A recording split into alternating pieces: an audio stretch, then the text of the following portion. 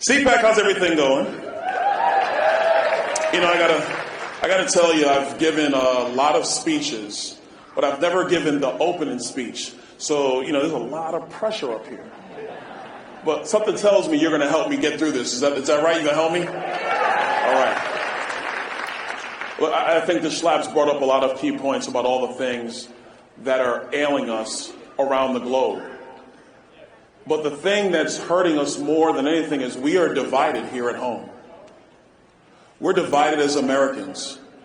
We're definitely divided within political parties and political movements. I don't know if you guys have been paying attention to the House of Representatives. We're divided there too. But the thing that cures division is leadership. It is not governance.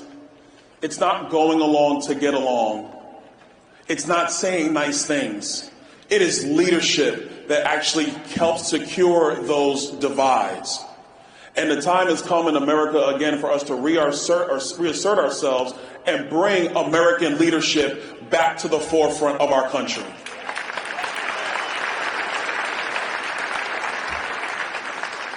And we talk so much about foreign policy these days, and for good reason, because Joe Biden has been a disaster as president of the United States. He's been terrible. But let's look at NATO for a moment. A lot's been made about NATO over the last couple of weeks.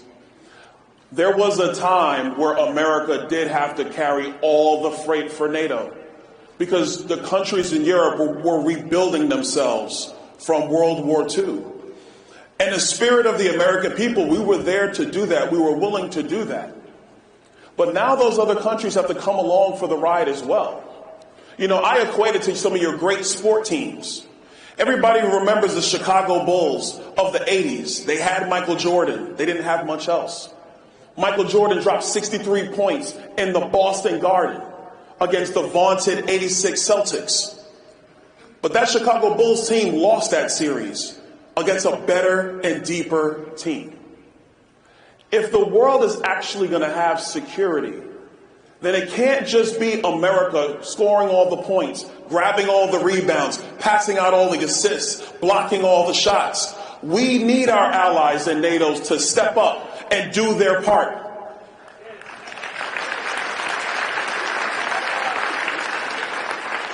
Because see, the one thing we all know, whether it's been sports or whether it's business, when you have a great team working together with a common mission and a common goal, you can accomplish so much more than when you just have that one great salesperson who's just leading the way and dragging everybody else along.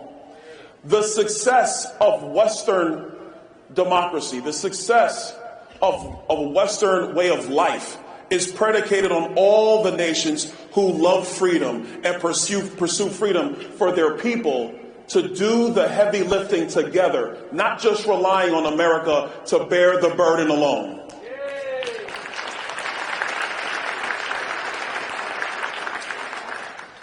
It was brought up by Matt about Israel.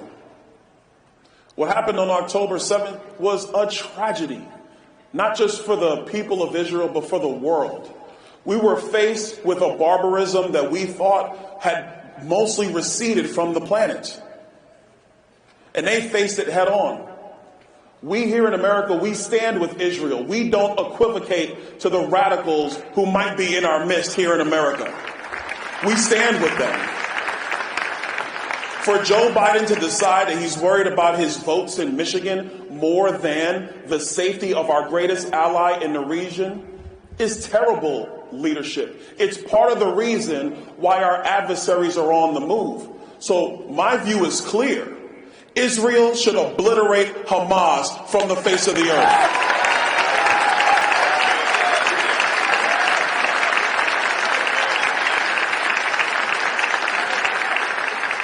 And this is not a statement. This has to be born in fact. On Capitol Hill, we need to go back and do the job of making sure Israel has everything they need to finish that job. Because you can't have somebody come in your home, cause damage, and you do nothing. All you do is invite more of the same. And if Israel is our friend, and I know, CPAC, Israel is our friend, we stand by them, we support them, We do not stand in the way of them, and we want them to do everything they must do to secure themselves and to secure the people of Israel.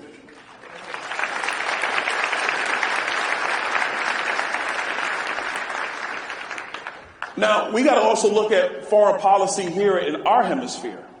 The Chinese are on the move in South America. And while we're having these petty squabbles amongst Republicans and Democrats, the Chinese have one mission, and that's to put us in a box. So we have to reassert our dominance in our own hemisphere.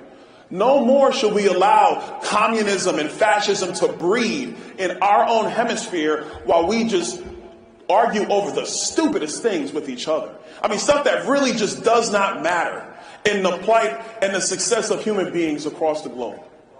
There was a time where we actually focused on our hemisphere. And I want to be clear on this. This is not a statement of isolationism versus being the world's police. It's not that. It's being sober. It's being a realist. It's understanding that America in a dominant position across the globe means the best thing for the people of the world who desire freedom and peace, who want to actually grow an economy, who want their children to be raised up. A globe where China is dominant is a globe that is to the detriment of human freedom. And so we have to do the things that are prudent to make sure that we assert those freedoms in our own hemisphere. There's another statement I want to make about foreign policy. I'm not a forever war guy. Never have been. I'm not. My position is very, very simple. Go, kill the enemy, and come home.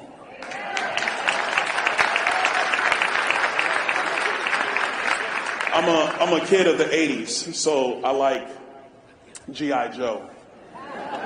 Like, I just want our military to be G.I. Joe again. I think that's what most people want. That's what I want. If you're going to secure America, you have to secure its borders.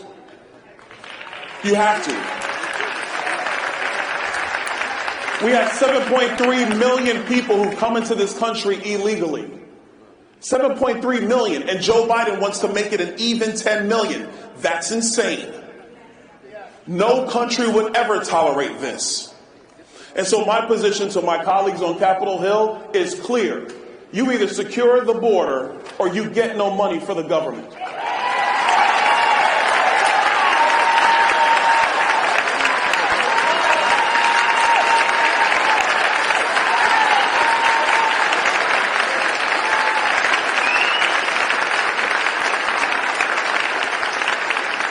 Now, the press would say, oh my gosh, Congressman Donalds, you're talking about the government being closed. Oh, are you concerned about that?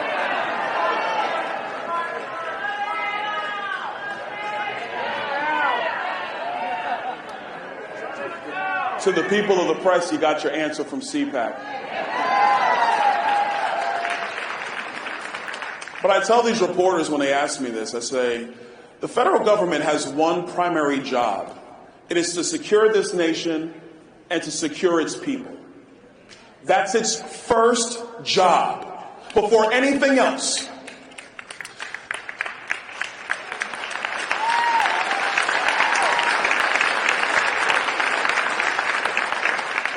The states that ratified the Constitution of the United States would have never, ever ratified a constitution that would have allowed the federal government to allow an invasion into the United States. They never would have signed it.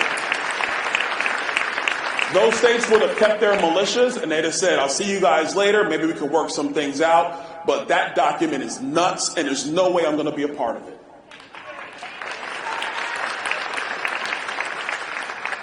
So we have to be very clear about this.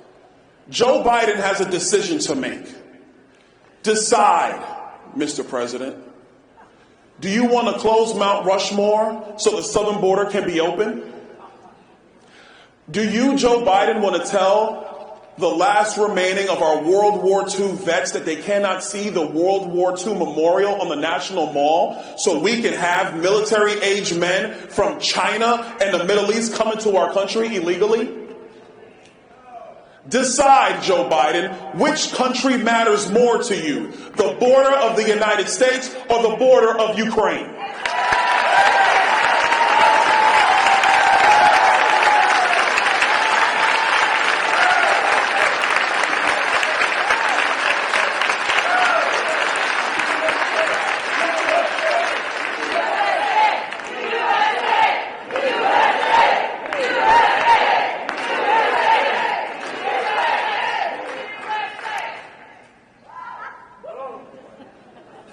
I love when you chant, but you're messing up my time, CPAC. I love you. We love you. I love you too. We have to be serious about this. Right now, what's going on in Detroit, in Denver, in Boston, we already know about what's going on in New York.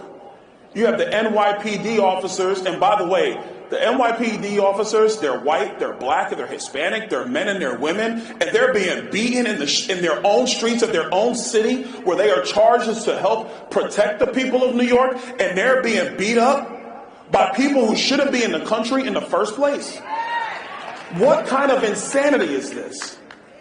And so for my colleagues on Capitol Hill who are concerned about, well, Byron, we don't win government shutdowns.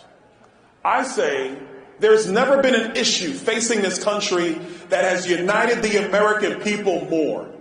And securing our border and securing our nation is not a conservative position. It is not a liberal position. It is not a white position or a black position. It is an American position. And that is what everybody in our country wants to see happen, and they want it to happen today.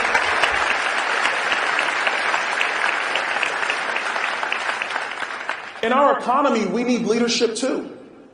This nutty Green New Deal stuff, which by the way, isn't even that green. It's not even that green. When you go and read the studies, these solar panels are dirtier than natural gas. These wind turbines, there have been more men and women who have died from wind turbines than nuclear power. That is a fact.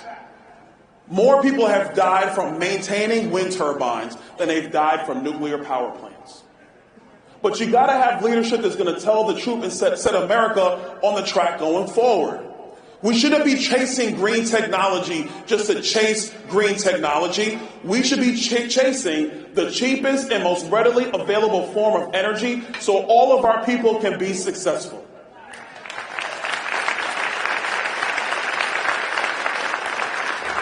You know, when they figured out how to do fracking, they tried to blame fracking and found out that they were liars about blaming fracking. When we started using natural gas, we realized that we cut America's emissions in half over a decade, and it still wasn't good enough for the radical left, because it'll never be good enough for the radical left. And so the only way you defeat them is that you got to have leadership who's willing to stand up to them at every point, and we have that leadership in Donald J. Trump.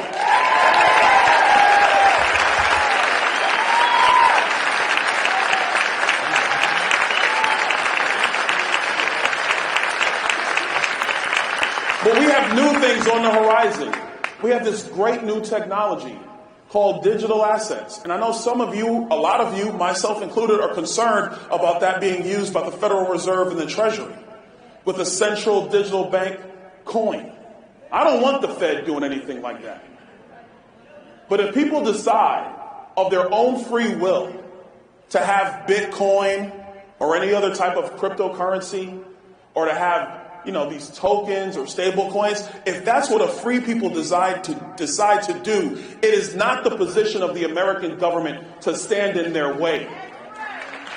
It should be the position of the American government to allow them to be free and make their own choices, because that's the very essence of human liberty. That's the whole reason that the framers wrote our Constitution and they ratified our Constitution, is to protect you, not to protect government.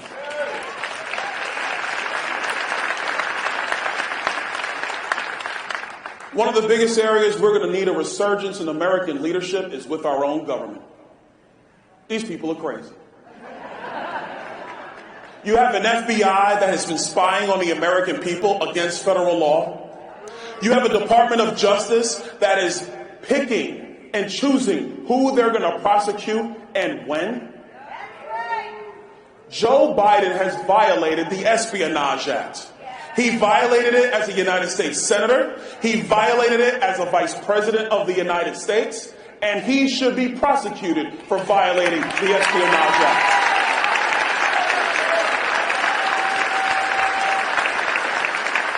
I have a security clearance. If I take classified information out of the SCIF, do you really think that the Democrats wouldn't prosecute me? Yes, they would. But what you gotta have is leadership who's gonna stand for the rule of law, that's gonna stand for Lady Justice. Lady Justice is supposed to be blind, not political. Lady Justice is supposed to be even-handed, not deciding that a Green New Deal is way more important than a basic rule of law that everybody can see and follow. You got this stupid judge in New York with the $400 million fine. What kind of craziness is this? By the way, to you business owners in New York, come to Florida.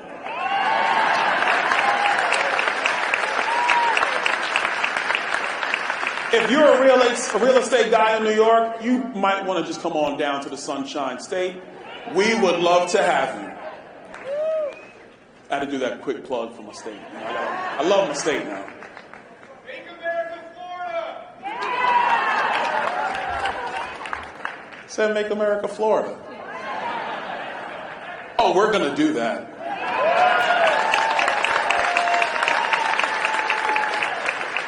I want to make one clear point, because we talk a lot now about a two-tier justice system. We have to acknowledge that in America's history, there has been a two-tier justice system. There is a reason why a lot of black Americans do not trust the justice system. Because there was a time where the justice system was abused against black people in this country.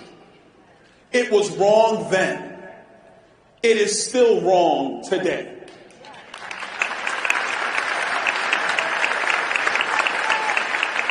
Our country is best when we are not a respecter of persons or creeds or political ideology or race.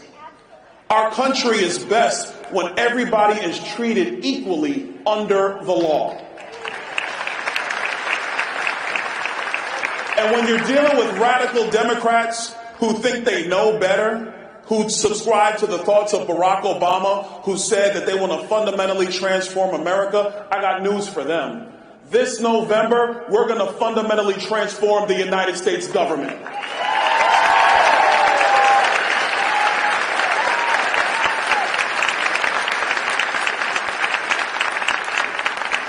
The last major area where we truly need a resurgence in American leadership is in our culture, and it's with our children. Man, just let kids be kids.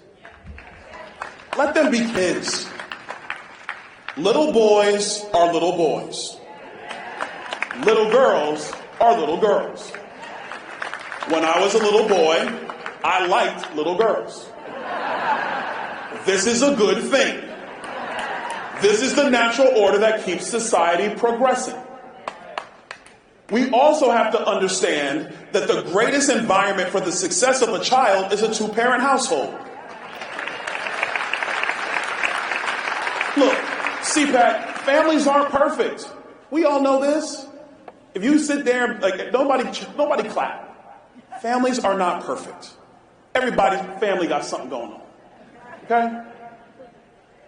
But even in that imperfection, it is better to have two parents in a home than not. I'm the product of a single parent home. My mother did everything for me. Things between my mom and my dad didn't work out. I love them both, but it didn't work out. I know firsthand having two parents in the house is better than having one. And that's not to diminish the sacrifices and the love and the strength that my mother had. I mean, listen, you want to see strong? Go meet a single black mother, man. They strong.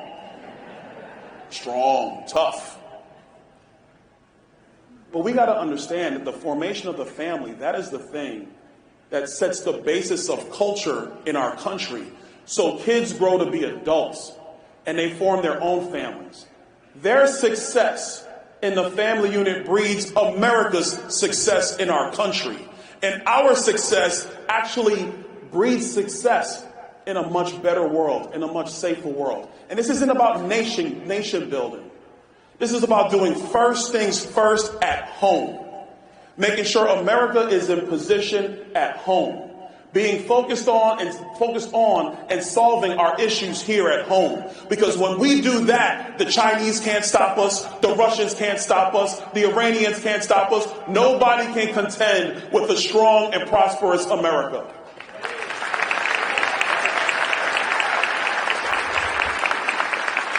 So CPAC, this is where I leave you. I just want to tell you this. The type of leadership we need is not leadership that looks to just get along with everybody. If you look back at Michael Jordan or Tom Brady or Bill Belichick or Mike Shanahan, they were tough. They would say things you would not like if you were on those teams. But they held everybody accountable. They were focused on the mission of success. We would cheer for them if you're a Patriots fan or a Bulls fan. If not, you were booing them. But you would cheer for them because you're like, oh my gosh, look at what they're accomplishing. If that works in sports, if it works in business, shouldn't we have that type of leadership in our country? We should. We have to have leadership that holds our government accountable. We have to have leadership that's going to have a bold vision of what we should do and not be afraid of polls of what people think we might need to do. We got to have leadership that's going to say tough things when we need to hear them. And we have that leadership this November in Donald J. Trump. God bless the CPAC. God bless America.